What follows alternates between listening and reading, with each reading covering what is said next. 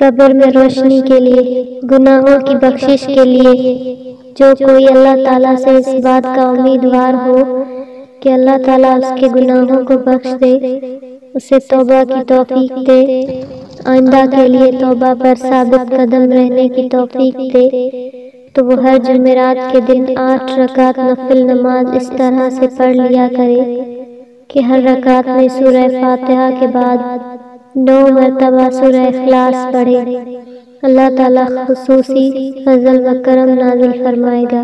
محتاجی دور کرنا، جو کوئی یہ چاہے کہ وہ دنیا میں کسی کا محتاج نہ رہے، پروردگار عالم اس کی ہر حاجت جائز ضرورت کے اسباب غیب سے مہیا فرما دیا کرے، تو اسے چاہیے کہ وہ روزانہ 30 مرتبہ سورہ فلق باوضو حالت پڑھنے پر مداومت رکھے۔ پڑھنے کے بعد اللہ تعالیٰ سے دعا مانگے، انشاءاللہ تعالیٰ کبھی محتاج نہ ہوگا۔ موت کی سختی دور کرنا، جو کوئی یہ چاہتا ہو کہ نزا کے وقت اس پر آسانی ہو، تکلیف میں کمی واقع ہو، تو اسے چاہیے کہ وہ اس بات کا معمول بنا لے کہ روزانہ مغرب اور عشاء کے درمیان 2 رکعت نفل نماز اس طرح سے پڑھے کہ ہر رکعت میں سورہ فاتحہ کے بعد 3 بار سورہ اخلاص پڑھے۔ اس عمل کی مداومت سے انشاءاللہ تعالی موت کے وقت آسانی ہو جائے گی۔ ہزاروں نیکیاں، نبی کریم صلی اللہ علیہ وآلہ وسلم نے ارشاد فرمایا، جو شخص بازار میں داخل ہو کر یہ کلمات کہے، چوتھا کلمہ، تو اللہ تعالیٰ اس کے لیے 1000 نیکیاں لکھتے ہیں، 1000 صغیرہ گناہ معاف فرماتے ہیں اور 1000 درجے بڑھاتے ہیں۔ مغفرت و معافی پانا، نبی کریم صلی اللہ علیہ وآلہ وسلم نے ارشاد فرمایا،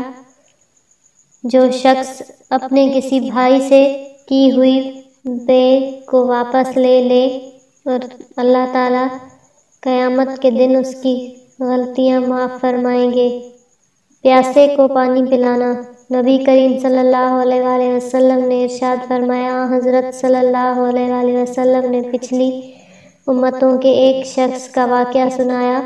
کہ اسے سفر کے دوران شدید پیاس لگی۔